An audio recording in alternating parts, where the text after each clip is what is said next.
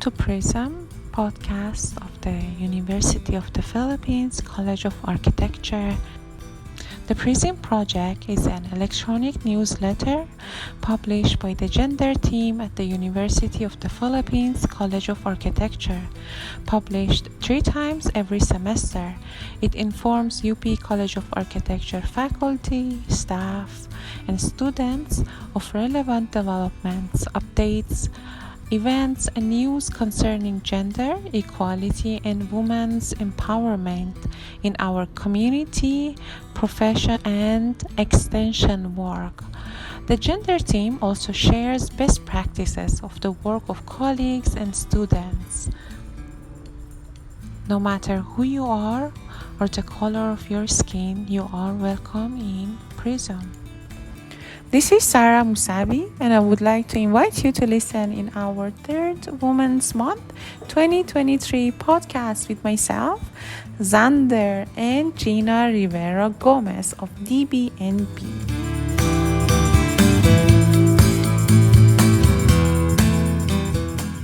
Hello, everyone, and thanks for tuning in to Prism Podcast. I am Sarah Musavi, your gender and development focal point for the College of Architecture at the University of the Philippines. I would like to welcome you to our Women's Month podcast 2023 to celebrate everything about women. Hopefully, you will have new and interesting insights into the empowerment of women in today's world. Today, we have with us Xander Loxon from our very own UPCA gender team and Gina Rivera Gomez, DB&B managing partner, design and construction firm to corporate interiors. Um, Good afternoon, Gina. Welcome to our podcast. And hi, Xander. Hi, Gina. Good afternoon, Hi. Sarah. Hello, good afternoon to both of you. And thank you for accepting our invitation, Gina. I would like to pass it on Xander. Xander. Thank you, Sarah. First of all, Gina, I'd like to thank you again for joining us today for our episode on Women's Month 2023. We just have some very short questions for you, Gina, if you don't mind. Sure, go ahead, Yeah, Sander. Gina. I hope the questions will not be too difficult. No, they'll be very easy. We've been talking to some women already this month for Women's Month, and we're producing this podcast series to give a platform for inspiration for women in our community at the UP College of Architecture. And the reason why we're talking to you today is because you are an alumna of the College of Architecture. Gina, when did you graduate or finish from the University of the Philippines College of Architecture? 1989. Wow, 1989. And would you like to recount to us just like some of your experiences back then? How was it like studying in the College of Architecture in the late 80s? In the late 80s, well, we had lots of significant events at that time. We had the 1983, what do you call it, the People Power Revolution. Right. So we also went through that stage when we were just given pass or fail mark for some subjects. Those were, I think, after the most turbulent years, but we survived, and we graduated in 1989. This was actually not actually my second course, but I shifted from a pre-med course to architecture. So I spent like another year, 6 years in UP, 5 for architecture, and the first year was I was taking up a pre-med course, BS psychology course. I think I might be able to recount some of your stories back then, but would you like to share with us, maybe however briefly if you wish, on what were you taking up before architecture and what made you decide to shift to architecture? Actually, it was spur of the moment decision for me because I felt that the psychology and doing submitting a paper, it's more on submitting case studies and everything, not as what do you call it, I'm I can't say I'm a creative.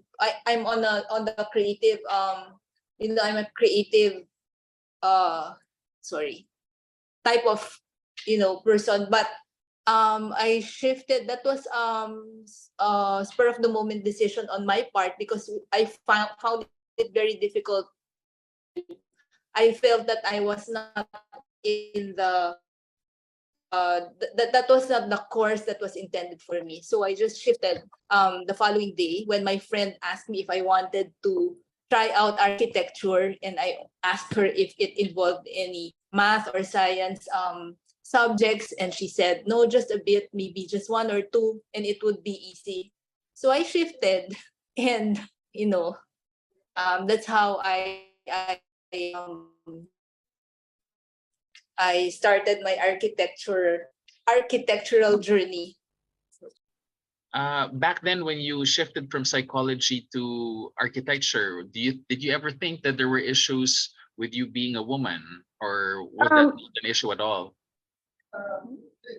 Well, I had my doubts then, but I told myself that maybe as a student, I will be given a chance, even if I am a female.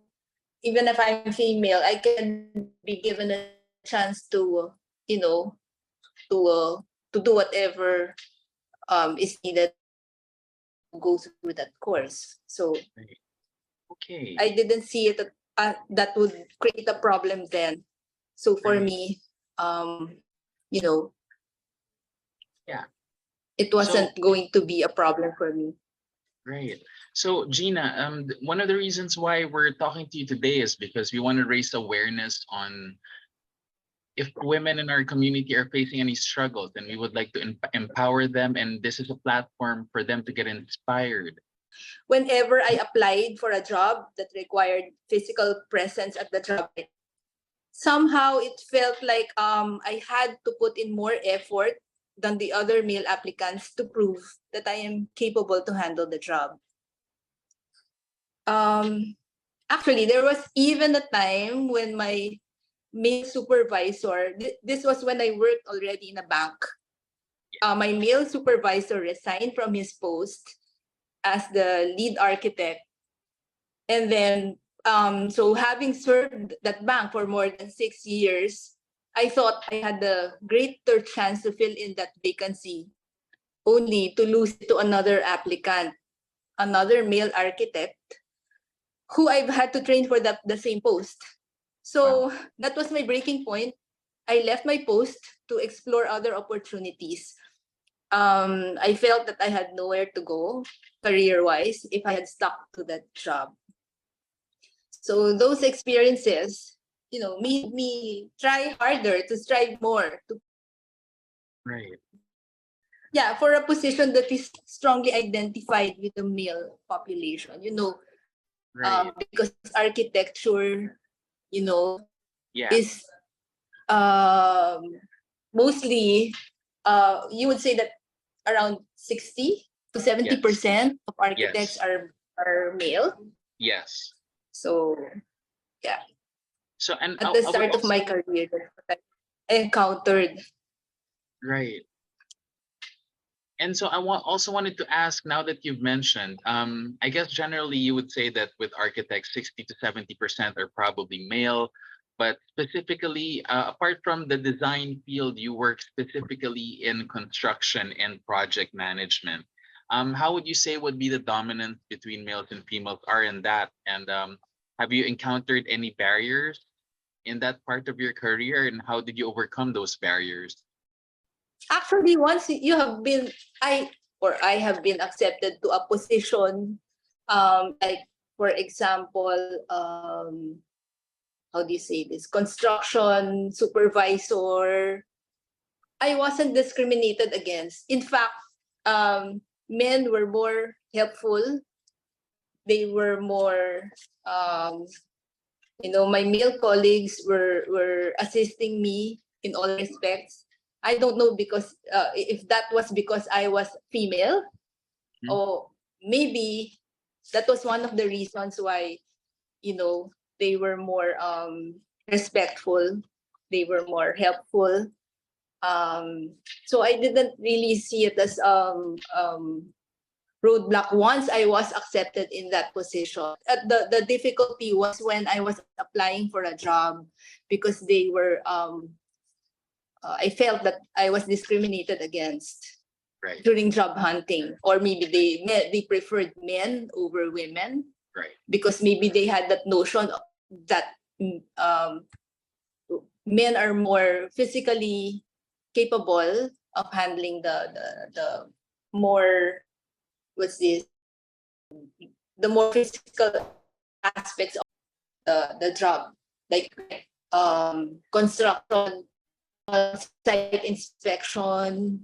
It was more difficult for me to apply, Right. compete for a job than, after I have been accepted. It was not an issue for me anymore to be um, a female in a male dominated field.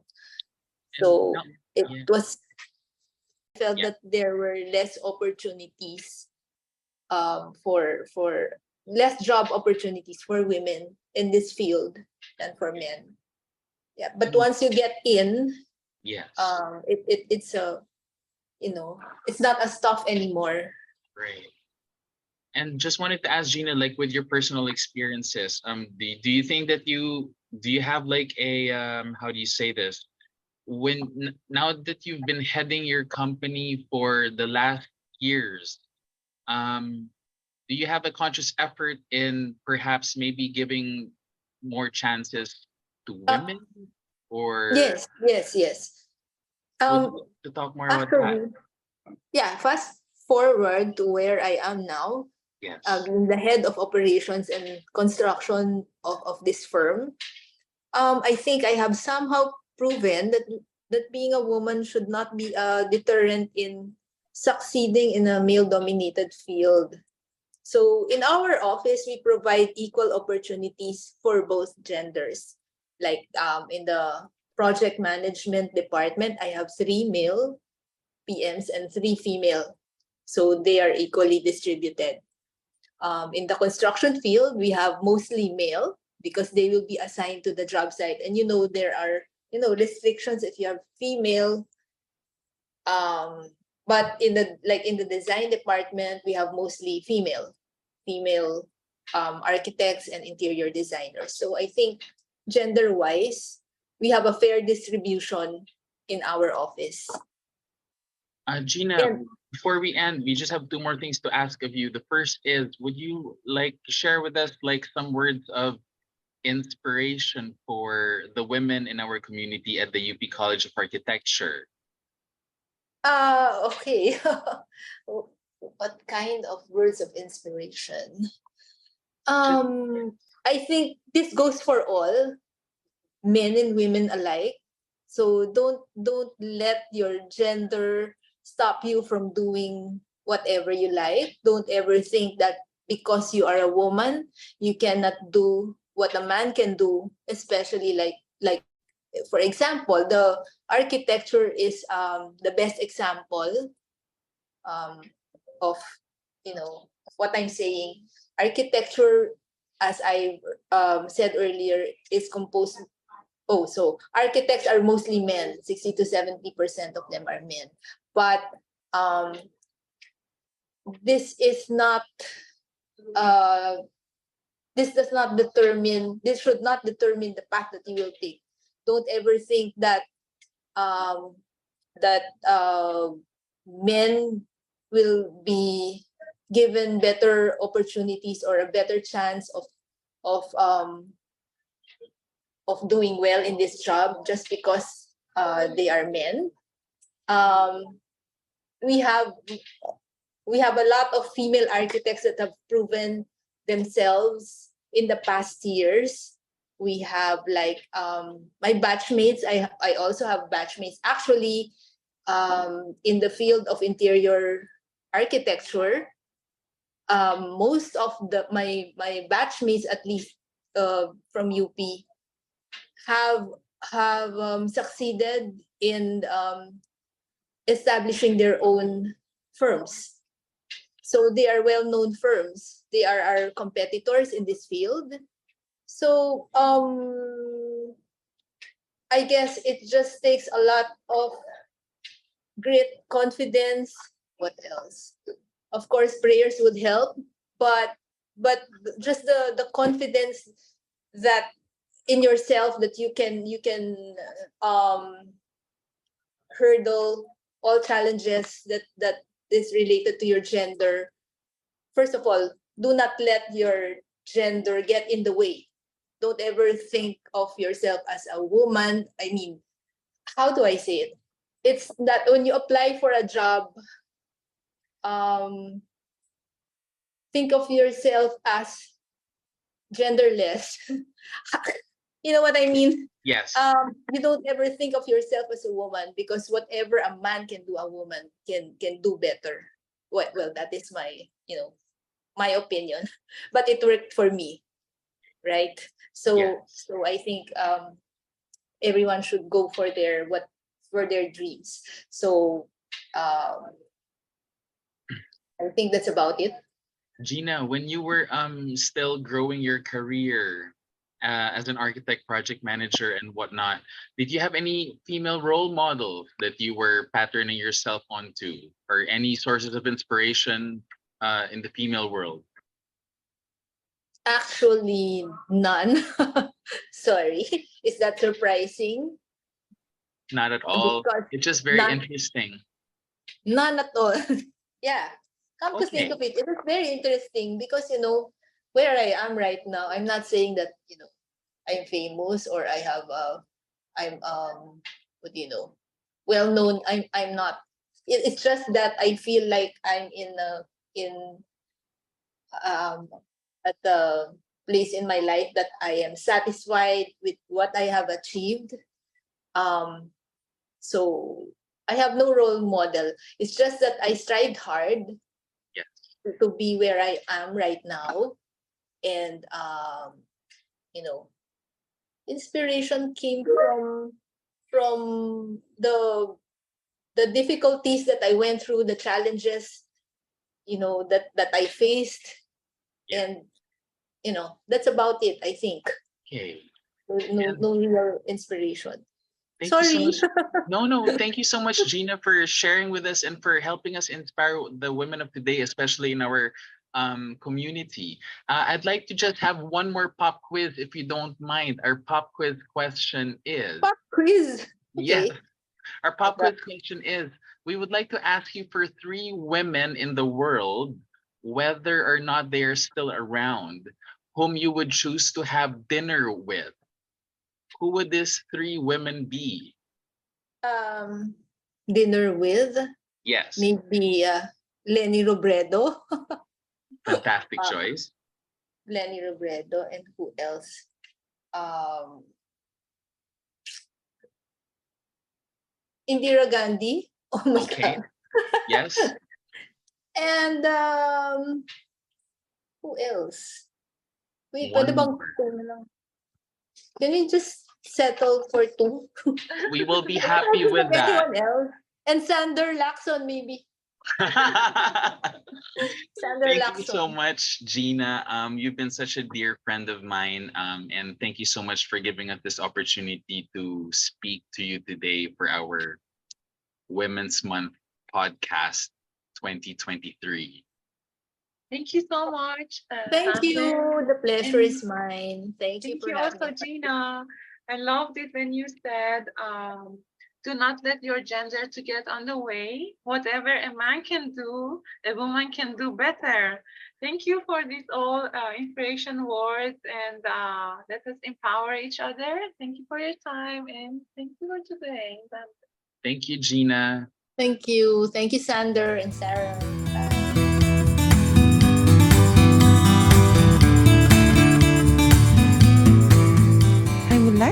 thank Ma'am Gina here. Thank you for your time and thank you for sharing with us your beliefs. And Gina mentioned, do not let your gender to get on the way. Whatever a man can do, a woman can do better. I would like to invite all of you to join our gender team. You can also contribute to Prism Project newsletter and podcast for gender equality, equity, and the empowerment of women. I am Sarah, and I would like to invite you again to listen in next time.